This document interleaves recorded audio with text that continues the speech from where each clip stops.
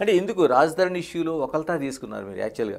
ఒక అడ్వకేట్ కూడా అంత ఫైట్ చేస్తుంటాడు, మీరు అంతా చేశారు, మరి మిగతా ఈ వీళ్ళ విషయాలు ఎందుకు?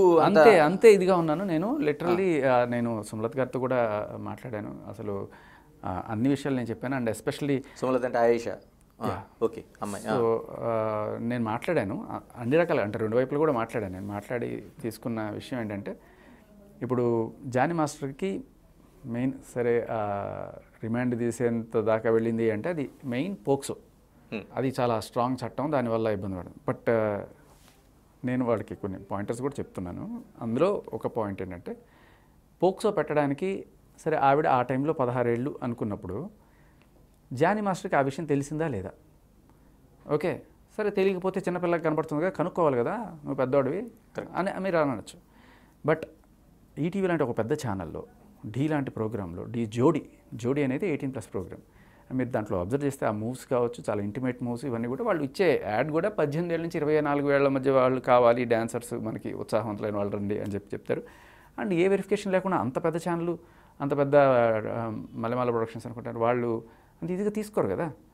మరి ఒకటి ఈవిడ అబద్ధం చెప్పి దాంట్లోకి వెళ్ళిందా, లేదు వాళ్ళు ఓవర్లుక్ చేసే అయినా కూడా వీళ్ళు తీసుకున్నారా?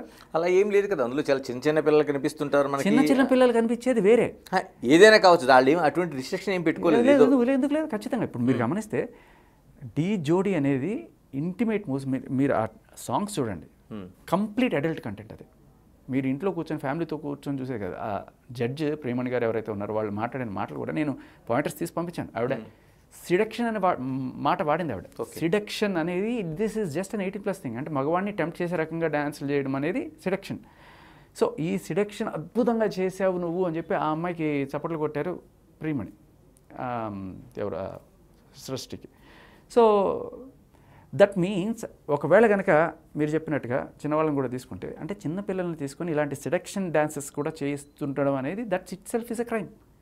దాని గురించి కూడా మనం కేసు పెట్టచ్చు. అంటే ఎలాగవుద్ది శేఖర్ భాష గారు? ఇప్పుడు మనకి డ్యాన్స్ షో చూడాలి, లేకపోతే పాటలకు సంబంధించిన పాటలు చూడాలి. పాటలకు సంబంధించి చిన్న పిల్లలు పాటలు పాడుతూ ఉంటారు అనేక షోలో. అందులో అడల్ట్ కంటెంట్ చాలా ఉంటుంది.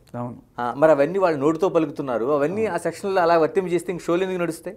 సార్, ఎవరు అడక్కపోవడం అనేది మన తప్పు.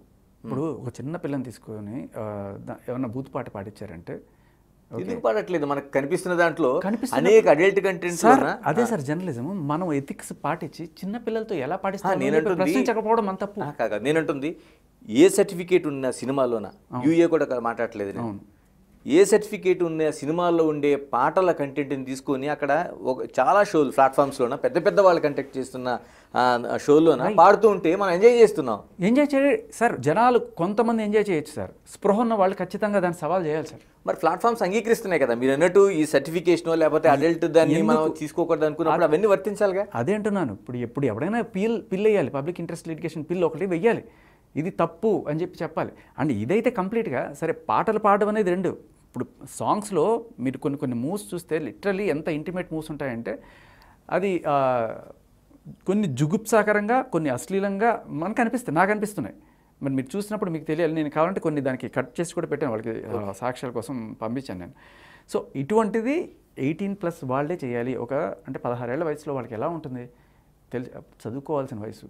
తల్లిదండ్రులు చదివిస్తారు పిల్లల్ని మంచి దీనికోసం. ఆ టైంలో తీసుకొచ్చి ఇట్లాంటి ఇంటిమేట్ సాంగ్స్ చేపిస్తుంటే వాళ్ళ బ్రెయిన్ మీద ఎలాంటి ఎఫెక్ట్ పడుతుంది? ఒక అబ్బాయితోటి చాలా క్లోజ్గా లవర్స్ చేసుకునేట్టు ఇలాంటివన్నీ కూడా చేపిస్తున్నప్పుడు వాళ్ళ బిహేవియర్ మీద, వాళ్ళ థింకింగ్ మీద ఎలాంటి ఎఫెక్ట్ పడుతుంది? ఇది పక్కన పెడితే ఇవన్నీ జోడీ ఈజ్ ఎన్ 18+ షో అండ్ 18+ వాళ్ళు చూడాలి అండ్ 18+ వాళ్ళు మాత్రమే దాంట్లో పాల్గొనాలి అనేదే. అంటే ఎస్పెషల్లీ మేబీ మధ్యలో ఇక్కడ చప్పట్లు కొట్టడానికో చిన్నపిల్లలు ఎవరైనా కనబడితే ఓకే, బట్ ఇలాంటి మూవ్స్ చేయడానికి 18+ వాళ్ళే. చిన్నపిల్లలతో చేయించడం అనేది ఖచ్చితంగా తప్పు అంటే తప్పు, దాంట్లో ఎటువంటి డౌట్ లేదు. మేబీ ఆ యాడ్ కూడా మీరు చూసి ఉండొచ్చు, 18 నుంచి 24 వయసులో ఉన్న వాళ్ళు కావాలి, ప్రోమో కూడా చాలా రోజుల క్రితం ఉండింది. సో ఆయన ఏమనుకొని ఉంటారు? ఒకవేళ జానీ మాస్టర్ ఇక్కడ అందరూ 18+ వాళ్ళే వస్తారు కదా అనుకుని ఉండొచ్చు. ప్రతి ఒక్కళ్ళు కూడా ఇప్పుడు ప్రేమించేటప్పుడు, ఇప్పుడు జోడీలు పరిచినప్పుడు అందరూ అడల్ట్సే ఉంటారు అనుకున్నాం. లేకపోతే సపోజ్ నేను డిగ్రీ కాలేజ్లో చదువుతున్నాను, లేకపోతే ఎంటెక్ చేస్తున్నప్పుడు ఎవరో అక్కడ నాకు ఒక అమ్మాయి పరిచయం అనుకోండి, ఏమనుకుంటాను? అమ్మాయి అడల్ట్ అనే అనుకుంటాను కదా. ఓ డిగ్రీ కాలేజ్లో చదువుతున్నప్పుడు 18+ వాళ్ళే ఉంటారు అనుకుంటాం కదా జనరల్గా.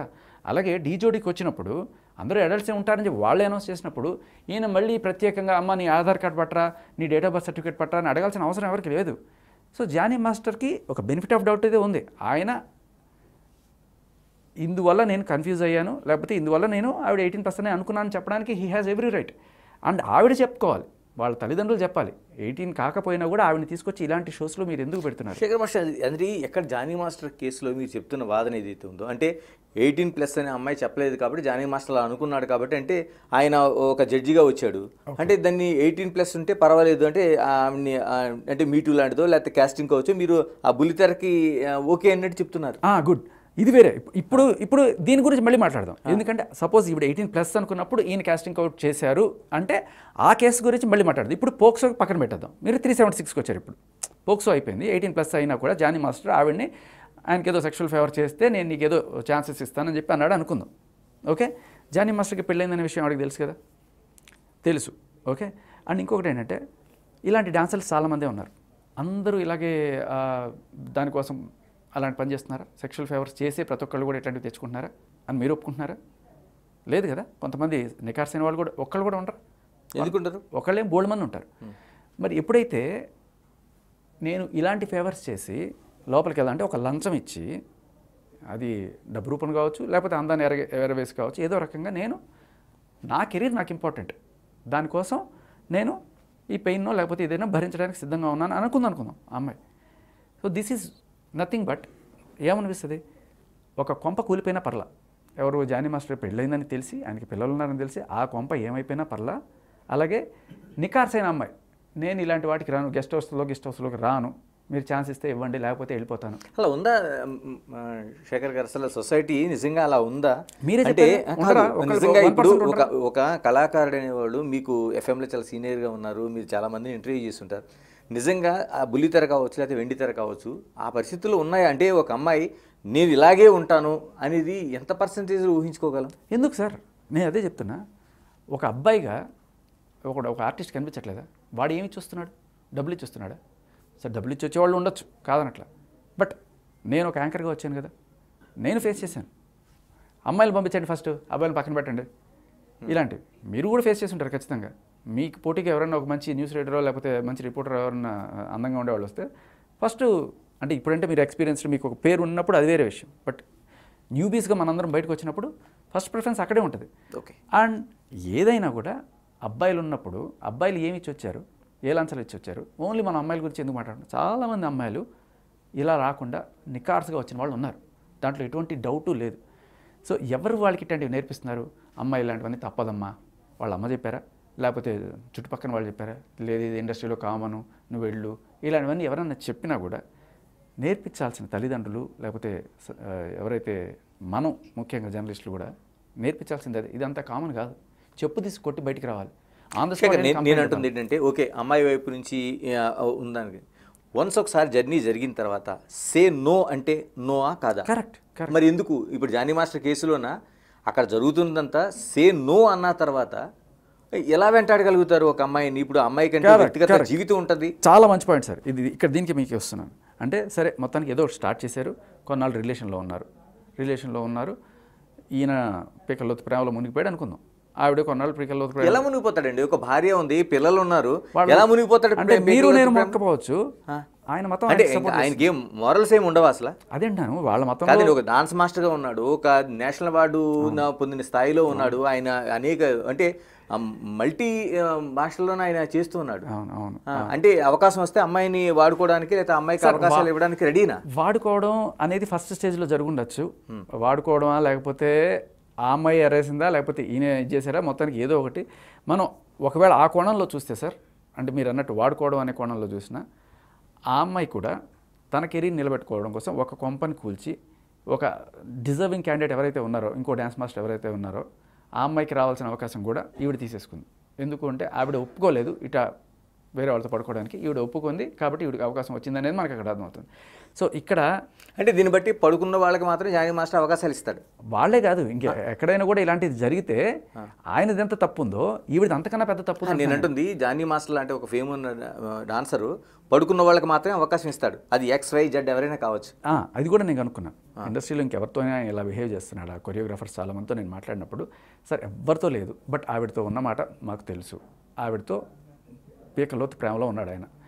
సరే పెళ్ళైన తర్వాత పుట్టిందా లేకపోతే ఇప్పుడు మనకి చాలామంది పెద్ద పెద్ద హీరోలే ఉన్నారు. ఎందుకు మొదటి పెళ్లి చేసుకున్న తర్వాత వాళ్ళని వదిలేసి ఇంకొక ఆవిడతో పీకలోతు ప్రేమలో ఉంటారు. యాక్చువల్గా వదిలేసిన తర్వాత కాదు, ప్రేమలో ఉన్న తర్వాతే ఆ ప్రేమ వల్ల వీళ్ళని వదిలేసి తర్వాత వీళ్ళకి విడాకులు ఇచ్చేసి వాళ్ళతో ఉన్నవాళ్ళు ఉన్నారు. ఇది ప్రేమ గుడ్డిది, ఇంకేం చేస్తాం. ఇప్పుడు అవన్నీ పెళ్ళైనప్పుడు కనపడవా? ఉంది, మనకు బాధ్యత ఉంది అని తెలిసినా కూడా కొన్నిసార్లు ఆ ఫీలింగ్ల వల్ల అది ప్రేమగానే అంటే బాధ్యత ఉన్నా కూడా ఆ ప్రేమ వాళ్ళని కమ్మేసింది. ఏం ప్రేమ అండి అది? ఒక అవకాశాలు ఇస్తూ ఉపయోగించుకునేది ప్రేమ.